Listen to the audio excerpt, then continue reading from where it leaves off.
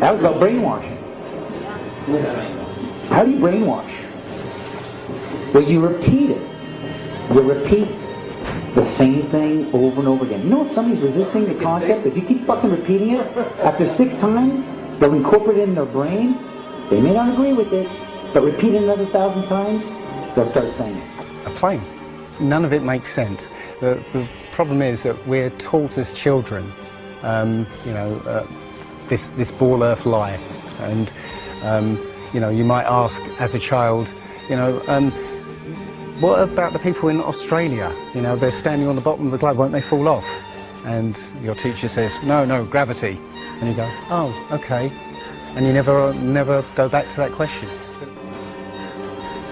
University institutions, physics, the Royal Society in London, that's of course NASA, Newtonian physics, why objects move on a ball spinning 1,000 miles an hour while it's going 26,000 miles around the sun.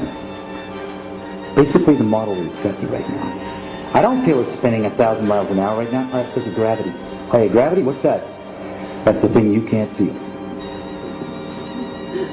Oh yeah, can you prove that in an equation?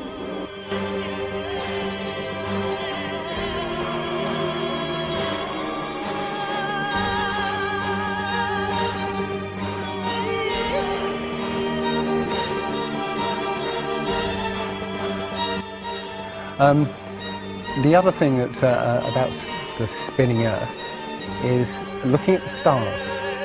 Now, directly above the axis of spin is the pole star, Polaris, okay, directly over the North Pole. And we're told that the reason that all the stars spin around the North Star is because the Earth is spinning at 1,000 miles an hour. Okay, seems to make sense because if you put a long exposure camera pointing at the North Star, you'll see the stars will make perfect circles around, perfect star trails. The only problem is the Earth is also orbiting the Sun at 67,000 miles an hour. Okay, the Sun is moving, dragging the Earth and all the planets up that way or that way at 600,000 miles an hour. So why do we see perfect circles? Because that's the slowest speed, that's slowest motion in that mix, and yet the Earth is moving 67 times faster that way and 600 times faster that way. So you should see the stars do all sorts of strange motions, but you don't. You only see them make these perfect circles. That tells me that it's the stars that are moving, not the Earth. It's an official NASA photo of the first Apollo 11 lunar module landing on the moon. I mean, it's right there. This is proof, man. It's the picture's right there. It's landing on the moon. But the only problem I have with this picture is that it's taken from the moon. I don't know what the big deal was with being the first guy on the moon. It seems the camera crew was already there. The fucking tripod. Camera A, B, C. Back in the 60s, I mean, I know people who believe they saw the landing on the moon because they heard it on the radio. There is so much to this. As I said, if you start looking and asking questions about the very basic things, you'll find that the answers you were given as a child just do not make sense. So the idea there is that it must be a globe because the sun. If the sun's here, then it's got to be dark on the other side. Well, the thing about the sun is that we're told it's 93 million miles away. It's not. It's actually something around 3,000 miles away and about 34 miles across. That might sound really crazy, but if you look at look out on a day that's got broken cloud, you'll see that the sun rays will come out at an angle. Most people have seen this. The rays come down at angles. If the sun was 93 million miles away, then all the light will be coming parallel.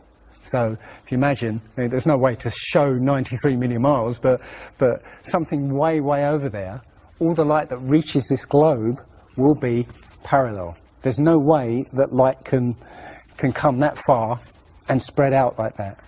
Now, if you follow those light rays, you'll see exactly where the sun is. And as I said, it works out to be about 3,100 miles. Now, if that's the case, and the sun is circling over this flat plane,